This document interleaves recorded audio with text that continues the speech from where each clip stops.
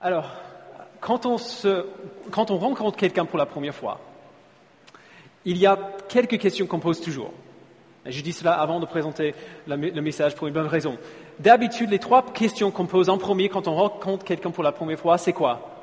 C'est comment tu t'appelles, d'où habites-tu ou d'où viens-tu et qu'est-ce que tu fais?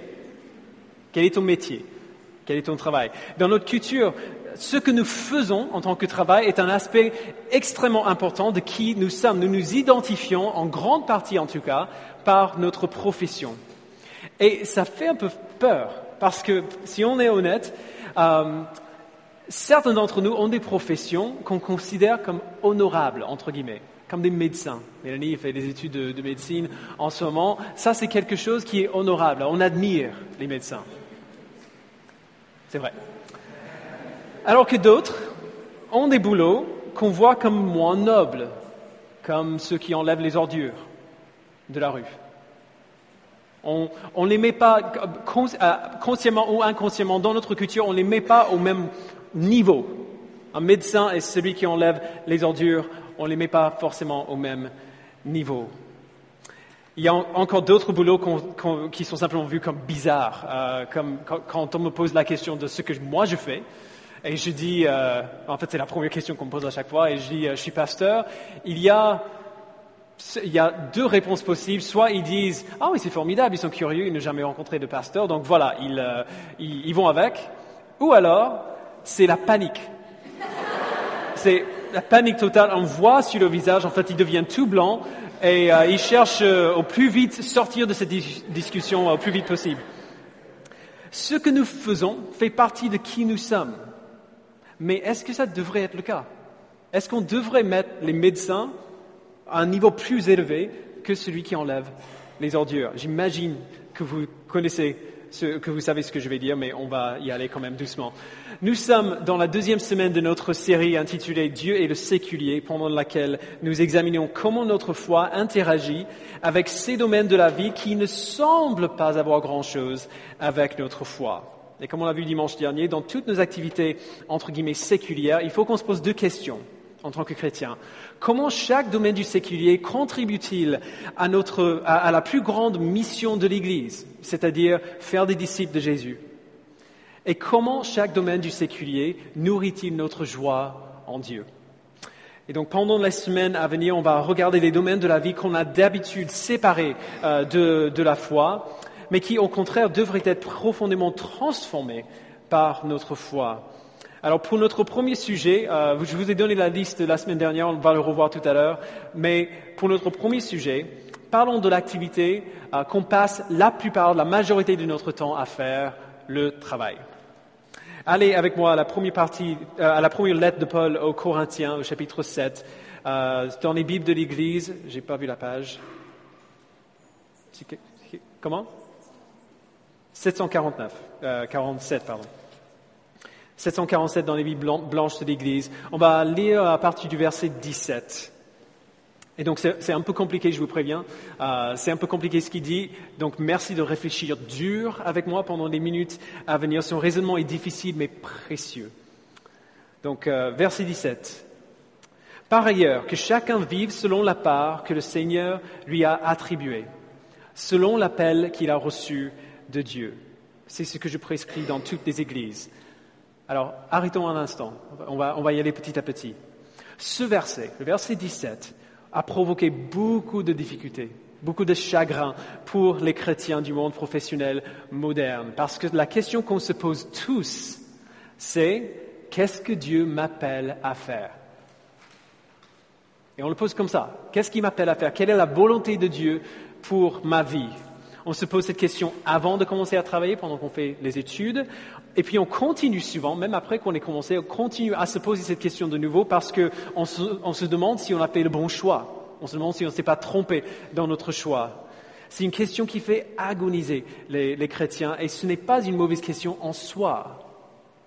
Mais j'aimerais suggérer que ce n'est pas la question centrale ni la première question qu'on devrait se poser. Et voici pourquoi. Bien trop souvent, cette question révèle notre suspicion qu'il est possible qu'on rate la volonté de Dieu pour nos vies. Cette question laisse sous-entendre que si on fait une erreur, la volonté de Dieu pour ma vie ne se fera pas. Il y a un boulot précis pour nous si seulement nous étions capables d'entendre sa voix pour le savoir. Ce serait dommage de passer 50 années à travailler dans un métier que Dieu n'avait pas prévu pour moi. C'est comme si Dieu avait un plan unique pour chacune de nos vies, mais il le cache. David Platt dit qu'on imagine Dieu en train de cacher sa volonté pour qu'on la découvre, alors qu'il se tient sur son fauteuil au ciel, tout confortable, et qui dit « Non, tu es refroidi. Non? Tiède, un peu plus... Ah non, dommage. » Non seulement c'est une manière profondément injuste de penser à notre Père, cette idée ignore totalement ce que la Bible dit à son propos. Pensez au nombre de fois que la Bible affirme la souveraineté de Dieu sur tous les aspects de ce monde, grands et petits. Donc, je vous en donne quelques-uns. Proverbe 16, 33. On jette les sorts dans le pan de l'habit, mais c'est de l'Éternel qui vient toute décision. Donc même ce qui nous semble être le hasard, c'est de l'Éternel qui vient toute décision. Proverbe 21, verset 1. Le cœur du roi est un simple courant d'eau dans la main de l'Éternel. Il l'oriente comme il le désire. Donc ceux qui gouvernent les pays aussi.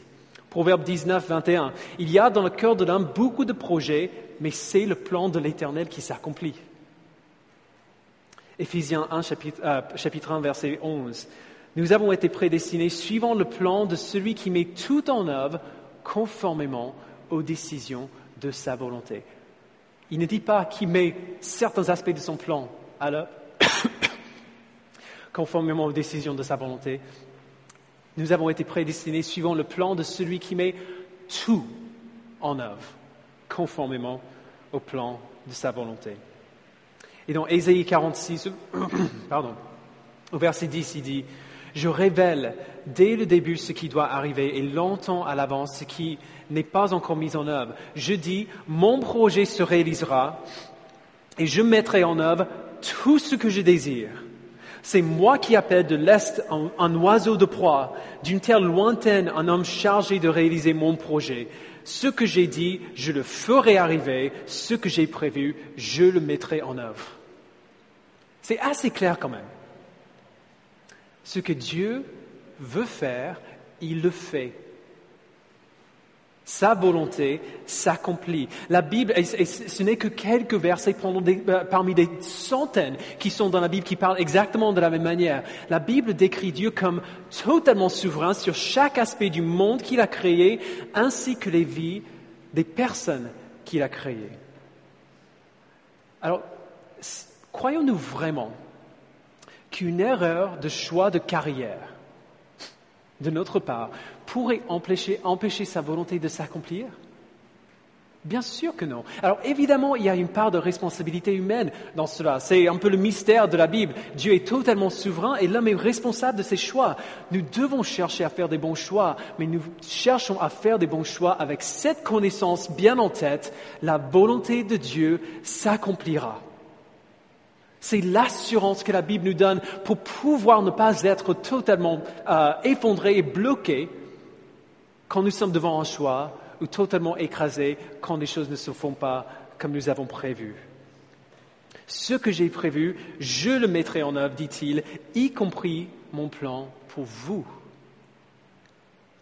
Et si nous lui appartenons, il n'est pas souverain sur nous comme un joueur d'échecs laid sur ses pièces d'échecs, mais plutôt comme un père qui aime ses enfants, il est capable de leur donner tout ce qu'il leur faut. Jésus dit dans Matthieu 7, verset 9, « Qui parmi vous donnera une pierre à son fils s'il lui demande du pain? Ou s'il demande un poisson, lui donnera-t-il un serpent? Si donc, mauvais comme vous l'êtes, vous savez donner de bonnes choses à vos enfants, votre Père céleste donnera d'autant plus volontiers de bonnes choses à ceux qui les lui demandent. Si nous lui demandons du pain, il ne nous donnera pas une pierre. Vous comprenez? Il ne nous donnera pas, peut-être pas le pain que nous avons demandé, mais il ne nous donnera pas une pierre non plus. John Piper dit, Dieu répond toujours favorablement aux prières de ses enfants. Il nous donne toujours ce que nous lui demandons, ou alors quelque chose de meilleur. Toujours. John Frame confirme ce que nous avons vécu dans nos propres vies lorsqu'il dit que Dieu nous parle par l'Écriture qui nous montre sa volonté pour le monde entier, par les circonstances qui nous placent de manière providentielle sur des chemins qui sont souvent inattendus, et par l'Esprit qui nous donne de la sagesse pour voir quelle décision servira le plus efficacement à le glorifier. Pour quasiment chaque grande décision que moi et Loan avons prise dans nos 13 années de mariage, y compris la décision d'implanter cette église, y compris cette décision-là, nous avons cherché la volonté de Dieu dans sa parole. Nous avons examiné les circonstances autour de nous pour voir où Dieu nous avait placés en ce moment-là, et nous avons demandé à Dieu de nous guider dans nos choix. Mais nous n'avons jamais entendu une voix du ciel qui nous disait « Je veux que vous alliez là ». On n'a jamais eu de vision, on n'a jamais eu de grands signes. Parfois, on a ressenti des convictions fortes quand même, comme pour venir ici. C'est une conviction forte que nous avions, mais jamais rien d'indiscutable. Alors nous avons prié qu'il nous guide, même de manière imperceptible, et on a fait ce qu'on pensait être le meilleur choix possible, tout simplement. Dieu nous donne de la sagesse pour une raison. Et il nous demande de demander de la sagesse de sa part pour une raison. Nous avons prié qu'il nous guide. Nous avons demandé qu'il nous arrête dans notre chemin si jamais nous allons à un endroit où il ne veut pas qu'on aille. Et après, on lui a dit, si on n'entend rien de ta part, de ta voix, nous ferons ce qui nous semble être le meilleur choix possible et on va faire confiance que pendant tout ce temps, tu nous guidais bel et bien, même si on n'arrivait pas à le savoir. Et à chaque fois, il a été fidèle pour nous amener où il fallait qu'on soit. À chaque fois, il a été fidèle. Vous voyez, ce n'est pas que Dieu n'a pas de plan pour notre vie. Paul dit bien qu'il nous appelle à faire quelque chose. Il ne dit, ce n'est pas non plus qu'on ne doit pas lui demander quel est son plan pour notre vie, mais nous devons poser cette question-là avec une pleine confiance qui va faire sa volonté dans nos vies, même si notre carrière ne va pas comme nous l'avons imaginé. La première question qu'on doit se poser n'est pas quel est le plan de Dieu pour ma carrière, mais plutôt quel est le plan de Dieu pour ses enfants. Quel est le plan de Dieu pour nous? Eh bien, qu'est-ce qu'il dit? Il dit, cherchez d'abord le royaume de Dieu et sa justice, et tout cela vous sera donné en plus. Matthieu 6, 33. Il dit, quoi que vous fassiez en parole ou en acte, faites tout au nom du Seigneur Jésus en exprimant par lui votre connaissance à Dieu le Père. Dans Colossiens 3. Il dit, ainsi donc, soit que vous mangiez, soit que vous buviez, faites tout pour la gloire de Dieu. 1 Corinthiens 10, 31. Si nous cherchons d'abord son royaume et sa justice, si nous cherchons à le glorifier dans tout ce que nous faisons, y compris notre travail, nous pouvons avoir confiance que tout cela nous sera donné en plus, y compris la sagesse pour les décisions que nous devons prendre pour nos vies. Et du coup, on est libre. On est libre de faire des erreurs. On est libre de se tromper. On est libre de ne pas tout comprendre parce qu'on sait que même si nous faisons une erreur, c'est lui qui nous amène où il veut que nous soyons et il sera fidèle pour faire sa volonté. Alors tout ça, c'est juste une introduction au passage. Alors, allons-y, on va recommencer au verset 17 encore. Paul établit un principe ici qui va appliquer au travail après. Donc verset 17. Par ailleurs, que chacun vive selon la part que le Seigneur lui a attribuée, selon l'appel qu'il a reçu de Dieu. Okay? Donc Dieu appelle bel et bien des gens à faire des choses. C'est ce que je prescris dans toutes les églises. Quelqu'un était-il circoncis quand il a été appelé? Qui ne cherche pas à le cacher. Quelqu'un était-il incirconcis quand il a été appelé? Qui ne se fasse pas circoncire. Alors, gardez bien en tête le contexte ici. Paul répond dans cette lettre aux Corinthiens, il répond à une lettre que les Corinthiens lui avaient envoyée, dans laquelle il lui posait quelques questions. Dans ce cas, des questions concernant ce qu'ils doivent faire maintenant qu'ils sont chrétiens. Est-ce qu'ils doivent suivre la loi mosaïque ou non? Et s'ils ont commencé comme ça, est-ce qu'ils doivent essayer de changer cela? Alors Paul pose son principe de base avec cette question de circoncision. En gros, la question à laquelle il répond, c'est comment pouvons-nous être acceptés par Dieu, être justes en bons termes devant Dieu? Devons-nous adopter le rite juif de la circoncision, comme Dieu l'a ordonné dans l'Ancien Testament, ou alors devons-nous chercher à rester incirconcis? Et Paul dit que, en fait, la circoncision n'est même pas la question. Ça n'a rien à voir avec le sujet du jour. Verset 19. La circoncision n'est rien. Et l'incirconcision n'est rien non plus. Mais ce qui compte, c'est le respect des commandements de Dieu. Alors Paul dit, si tu étais incirconcis avant ta conversion, ne cherchez pas à te faire circoncire. Si tu es circoncis, n'essaie pas de devenir incirconcis de nouveau. Apparemment, il y avait une procédure qui pouvait essayer de simuler un retour en arrière. J'ai même pas envie d'y penser, mais ça existait. Il dit, ce qui compte n'est pas à quoi ressemble votre corps, n'est pas ce que vous faites à l'extérieur, mais le fait de chercher le royaume de Dieu, comme Paul dit ici, le respect de ses commandements. Alors, voilà le principe qu'il pose. Ce n'est pas ton cadre de vie qui te rend acceptable à Dieu, mais plutôt que tu cherches son royaume et sa gloire avant tout, que tu cherches à lui obéir dans tous ses commandements avant tout. Alors après, Paul va prendre ce principe et de manière assez radicale, il va l'appliquer à la vocation et le travail. Et la raison pour laquelle je dis radical, c'est parce que l'exemple qu'il donne, c'est un exemple qui a du sens pour l'époque, mais qui est néanmoins extrême. C'est celui de l'esclavage. Cette vocation la moins élevée qu'on peut imaginer. Donc continuons ensemble, verset 20. Que chacun reste dans la condition qui était la sienne lorsqu'il a été appelé. Étais-tu esclave quand tu as été appelé? Ne t'en inquiète pas, mais si tu peux devenir libre, profite-en plutôt. En effet, l'esclave qui a été appelé par le Seigneur est un affranchi du Seigneur. De même, l'homme libre qui a été appelé est un esclave de Christ. Vous avez été rachetés à un grand prix. Ne devenez pas esclaves des hommes. Frères et sœurs, que chacun reste devant Dieu dans la condition qui était la sienne lorsqu'il a été appelé. Alors que ce soit bien clair, Paul n'approuve pas l'esclavage ici. Okay, on va juste mettre ça au clair très vite. Il affirme que si tu peux en sortir, vaut mieux en sortir. Il y a de meilleures situations qui existent quand même. Il serait mieux de sortir et faire d'autres choses.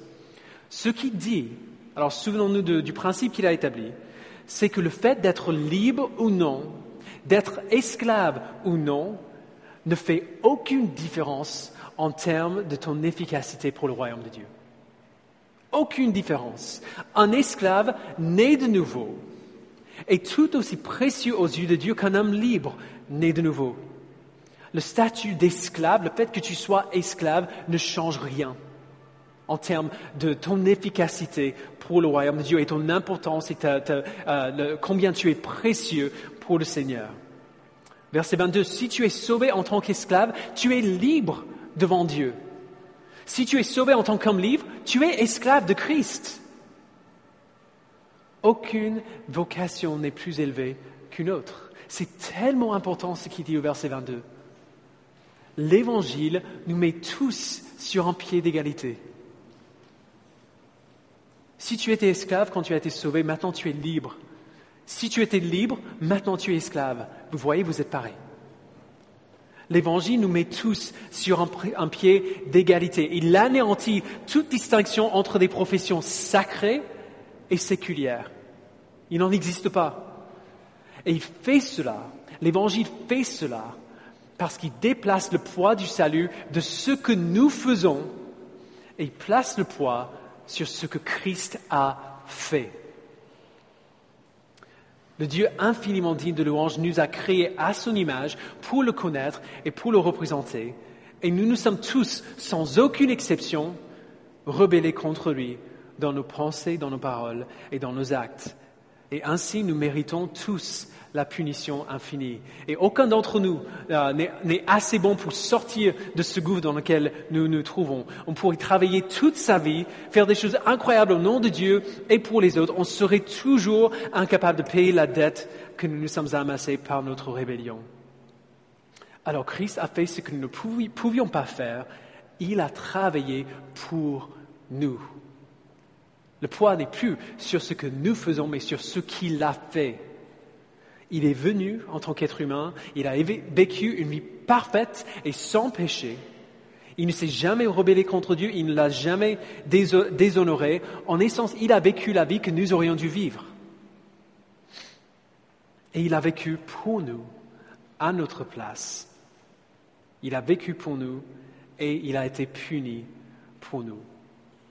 Alors maintenant, Dieu peut attribuer sa mort à notre compte. Il peut regarder ce que nous lui devons, la dette que nous lui devons, et voir un grand tampon rouge sur notre dossier qui est marqué « dette payée ». Christ a payé la dette pour nous en prenant sur lui-même nos péchés et en absorbant toute la colère de Dieu contre ces péchés-là, de façon à ce que ces péchés, de manière véritable, n'existent plus. La dette est payée. Martin Luther appelait ça le grand échange. De manière légale devant Dieu, il a donné à Christ tout notre péché et il nous a donné toute sa perfection. La seule chose qui joue en notre faveur, en tant qu'homme et que femme pécheurs, c'est la croix de Christ. Ce n'est pas les études que nous avons faites, ce n'est pas nos compétences, ce n'est pas nos capacités, c'est la croix de Christ. C'est la seule chose qui joue en notre faveur. Grâce à ce qu'il a fait pour nous à la croix, nous ne sommes plus esclaves du péché. Et donc, du coup, nous sommes libres de chercher d'abord son royaume. Nous sommes libres de garder ses commandements. On n'est plus obligés d'obéir à cette voix en nous qui nous incite et qui nous pousse au péché. Et c'est cette vérité-là que Paul applique au travail. Vous voyez, même le domaine du travail n'est pas exempt de ce que Christ a fait. À la lumière de ce que Jésus a fait à la croix, l'idée d'une profession qui est plus valable qu'une autre, même celle d'un esclave, devient ridicule. Parce que même la profession la plus noble du monde est infiniment en dessous de la sainteté et la valeur et l'efficacité et la noblesse de l'œuvre de Christ à la croix. Et c'est cette œuvre-là qui nous rend saints devant Dieu. C'est cette œuvre-là qui nous rend saints devant Dieu. Alors évidemment, il y a des professions qui ont une nature pécheresse, si on peut le dire comme ça. Si ton boulot exige que tu pêches pour faire ton travail, si tu ne peux pas faire ton travail sans rentrer dans le péché, la seule manière de glorifier Dieu dans ce contexte-là, c'est de sortir de ce travail et trouver autre chose à faire. On est d'accord? Il y a des domaines dans lesquels le seul choix possible, c'est de marcher dans le péché. Et donc, évidemment, Dieu ne veut pas ça. Et certaines personnes se trouvent d'ailleurs dans des situations encore plus difficiles que ça. Pensez à l'esclavage moderne qui est la prostitution et la pornographie. Nos cœurs devraient briser devant ces réalités. Nous devrions prier pour ces personnes dans ces situations et faire tout effort possible pour les aider à en sortir et pour les accueillir si jamais elles arrivent à en sortir. Mais soyons honnêtes, la plupart d'entre nous, on n'est pas dans ce type de situation-là. La plupart d'entre nous ont des emplois qui n'exigent pas qu'on pêche pour les accomplir. Peut-être pour avancer de manière corrompue, oui, mais pour bien faire notre travail, on n'est pas obligé de pécher pour faire cela. On n'est pas obligé de désobéir au commandement de Dieu pour cela. Et dans ce cas, nous pouvons glorifier Dieu dans nos boulots, peu importe le boulot, parce que l'Évangile nous a mis tous sur un pied d'égalité. Aucune profession légitime, pourvu qu'elle ne nous n'enduise pas dans le péché, n'est au-dessus d'une autre. Pourquoi? Parce que peu importe notre vocation, peu importe notre profession, si nous appartenons à Dieu, c'est ça notre identité. C'est ça que nous sommes. Ce n'est pas notre métier, ce n'est pas notre profession. Esclaves ou libres, nous sommes des enfants adoptifs du Dieu créateur. Ta profession est toujours soumise à cette identité-là. Cette identité-là est prioritaire à chaque fois, et cette identité-là est la plus noble qui soit. Plus noble que la royauté.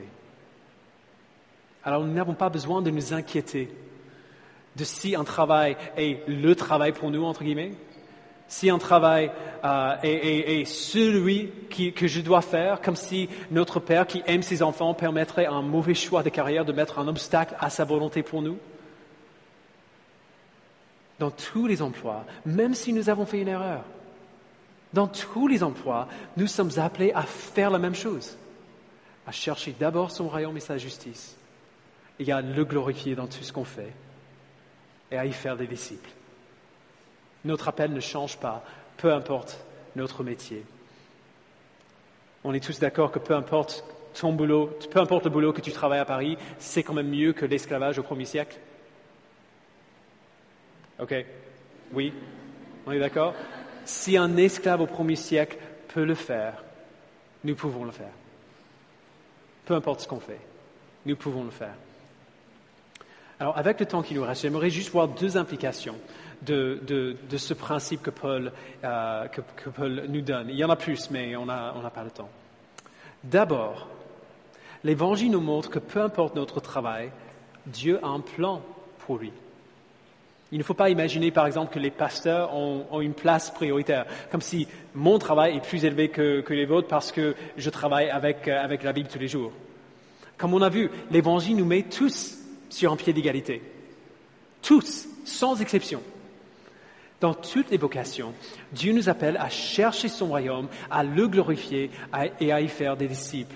Et on n'a pas besoin d'un ministère pastoral pour faire cela. On n'a pas besoin de travailler dans le ministère pour chercher son royaume, pour le glorifier et pour faire des disciples. Ne pouvons-nous pas chercher son royaume en étant diligents dans le travail que nous avons? Ne pouvons-nous pas chercher à refléter l'intégrité de Dieu en faisant bien notre travail? En faisant bien notre métier? Ne pouvons-nous pas chercher à le glorifier en montrant aux non-chrétiens que la foi en Christ produit véritablement de meilleurs ouvriers? Parce que c'est le cas. C'est vrai. Paul dit dans Colossiens 3, 23, « Tout ce que vous faites, faites-le de tout votre cœur, comme pour le Seigneur et non pour les hommes, sachant que vous recevrez du Seigneur un héritage pour récompense. En effet, le Seigneur que vous servez, c'est Christ. » Si nous travaillons vraiment pour le Dieu qui a gracieusement envoyé son Fils pour nous, qui nous a donné sa Fils pour donner sa vie pour nous, si nous prenons vraiment plaisir en Dieu et le voyons comme un trésor à rechercher et non pas comme un dictateur à apaiser, ne serait-il pas une joie de travailler pour lui du mieux possible? Ne serait-il pas une joie d'avoir un employeur comme ça? D'avoir un chef comme ça? Si nous comprenons vraiment l'Évangile, nous serons de bons travailleurs. Nous serons de bons ouvriers parce que nous saurons pour qui nous travaillons.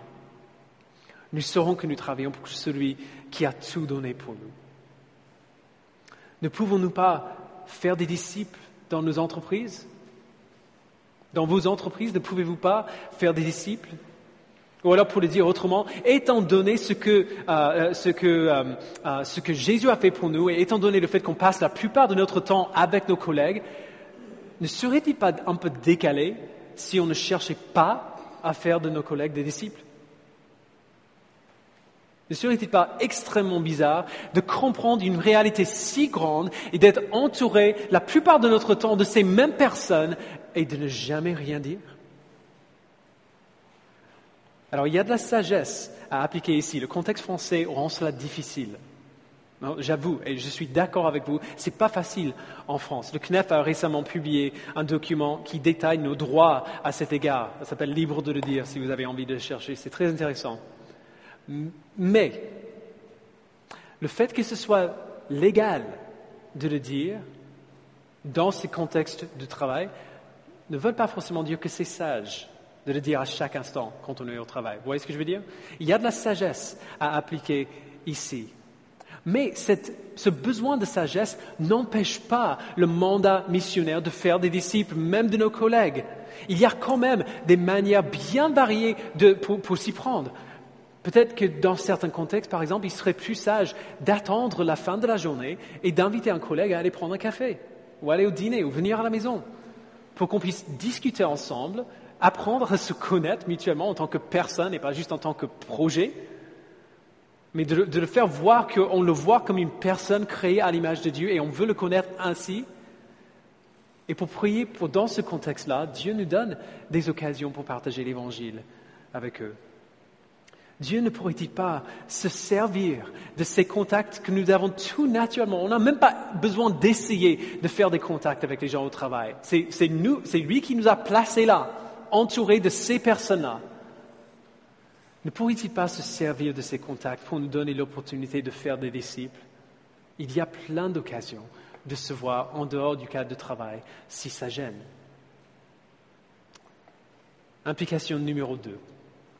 Verset 17 encore. Par ailleurs, que chacun vive selon la part que le Seigneur lui a attribuée. Dieu nous a tous placés dans un lieu particulier, avec des personnalités particulières, avec des tâches particulières et avec des passions particulières. L'Évangile nous dit qu'aucune profession n'est élevée au-dessus d'une autre à cause de l'œuvre accomplie à la croix pour nous. Alors, l'Évangile nous libère pour prendre plaisir dans la plénitude de notre vocation. L'Évangile nous libère pour prendre plaisir dans la plénitude de notre vocation. Tim Challies et Josh Byers illustrent cette vérité extrêmement bien dans leur livre qui s'appelle Visual Theology. Si vous avez l'occasion de le voir, il est excellent. Ils décrivent la vocation d'un disciple de Jésus-Christ comme ayant 3 aspects séparés qu'ils appellent mon être, mon appel et mes passions. Alors, par exemple, je suis un homme pardonné, un enfant adoptif de Dieu. Je suis aussi un mari, un père, un fils et un frère. Je suis un citoyen, un voisin à ceux qui m'entourent. Donc c'est qui je suis. Dieu m'appelle à être chrétien, à être disciple de Jésus-Christ, à être membre de cette Église, à être un pasteur. Et encore une fois, la profession n'a aucune importance. Ce serait la même si j'étais jardinier. Là où il m'a placé, c'est là où il m'appelle. Et j'aime l'écriture, la lecture, le cinéma et la musique. Ce sont des choses que j'aime faire. Et dans toutes ces choses, dans mon être, dans mon appel et dans mes passions, Dieu m'appelle à être chrétien, à être à lui, à être son disciple, à chercher avant tout sa gloire et son royaume et la reconnaissance envers lui pour ces choses. Alors, comme j'ai dit la semaine dernière, toutes ces choses doivent passer par le filtre de la parole de Dieu. Si dans mes passions, il y a des choses que Dieu déclare comme impures ou dangereuses, il y a un problème. Si je persiste à aimer quelque chose que Dieu dit n'est pas bon pour moi, il y a du travail à faire. Mais si dans tous ces domaines, nous cherchons d'abord son royaume et sa justice, si dans tous ces domaines, nous cherchons ardemment à le glorifier, du coup, la porte est ouverte. La porte est ouverte pour que nous nous réjouissions dans tous ces domaines afin de lever les yeux vers celui qui nous les a donnés. Afin de lever les yeux en reconnaissance vers celui qui nous a placés là où nous sommes. Ça, c'est ce que nous recevons de notre vocation. Cette possibilité de nous réjouir dans tous les domaines de notre vie. Mais dans ces choses, dans toutes ces choses, notre amour pour Dieu et notre amour pour les autres nous poussent à prendre ce que nous avons reçu et à redonner cela aux autres. Nous nous dépensons sur ceux qui nous entourent pour les bénir. Nous nous donnons entièrement au travail qui est devant nous pour glorifier Dieu. Et nous partageons nos passions et nos talents et nos amours avec les autres pour inviter les autres à participer à la joie que nous avons en celui qui nous a donné ces choses-là. Alors pour conclure, Tim Challies dit, La dignité du travail ne vient pas de la compétence nécessaire pour l'accomplir, ni de l'importance de ce travail pour le fonctionnement d'une nation ou d'une société. La dignité du travail vient de la source du travail, qui est toujours Dieu lui-même. Le médecin qui opère dans les profondeurs du cerveau humain est sur le même niveau que la personne qui enlève les déchets du coin de rue de la personne qui opère dans les profondeurs du cerveau humain. Ils travaillent tous les deux pour Dieu. Ils ont tous les deux pour vocation d'étendre l'amour de Dieu aux autres. Alors si tu es chrétien, demande-toi ce matin si ton but principal dans ton travail aujourd'hui est ta satisfaction personnelle ou alors la gloire de Dieu. C'est une question qui est difficile mais qui mérite d'être posée. Si après la réflexion et la prière, tu penses que tu pourras mieux glorifier Dieu en faisant autre chose, alors fais autre chose, même si ça te coûte beaucoup. Écoute ta conscience. Écoute l'esprit qui te parle par ta conscience. Il est possible qu'en changeant de métier, tu puisses abondamment bénir l'œuvre de Dieu et l'Église de Jésus-Christ par la générosité que ce nouveau travail te rendra possible. Profite de chaque occasion pour maximiser ton potentiel pour le royaume en faisant bien les choix, en réfléchissant dur sur comment est-ce que je peux du mieux possible glorifier Dieu dans ma vie, même si cela me coûte. Mais fais-le en gardant bien tes priorités en tête. Cherchez d'abord le royaume de Dieu et sa justice. Cherchez d'abord la gloire de Dieu, à la fois dans les missions que tu acceptes et dans les missions que tu refuses. Et si, après réflexion et de la prière, ce n'est pas possible pour vous d'avancer, si vous n'avez pas la carrière que vous souhaitez, priez que Dieu vous oriente. Mais souvenez-vous que même si vous avez fait une erreur, si on lui demande du pain, il ne nous donnera pas une pierre. Si on lui demande de nous guider et on pense avoir fait un mauvais choix, ça n'empêchera en rien sa volonté de se faire dans nos vies.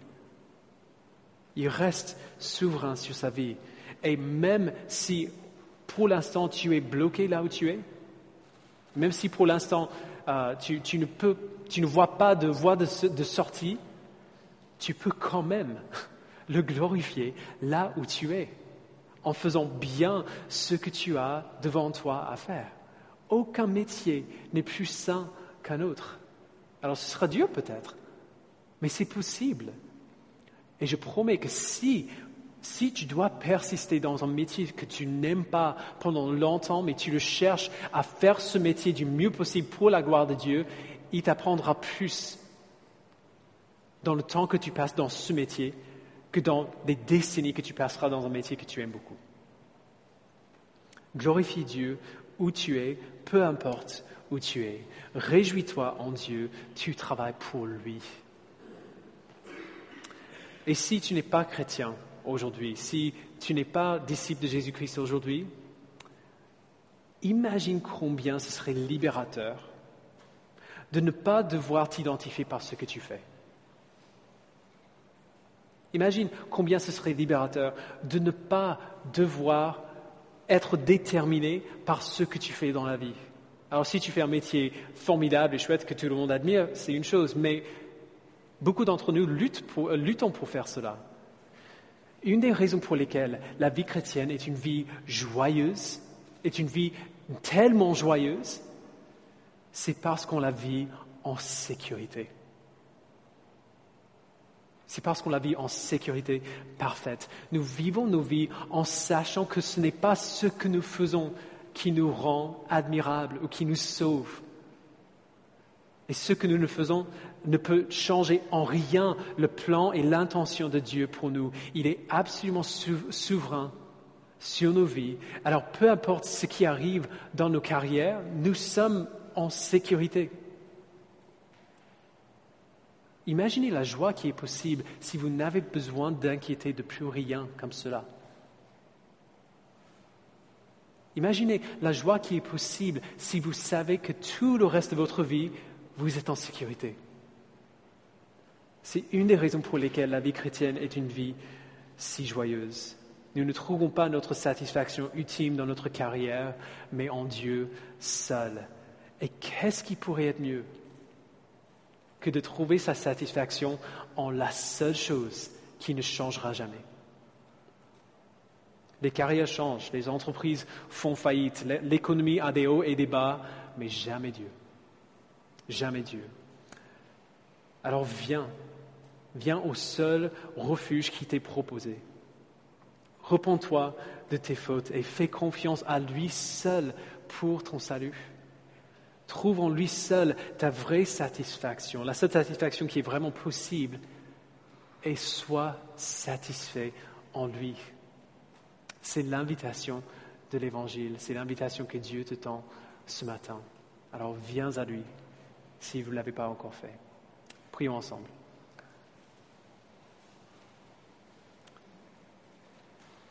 Père, nous te remercions infiniment pour la joie que nous avons à te servir, pour la joie que nous avons à savoir qu'aucun métier ne change notre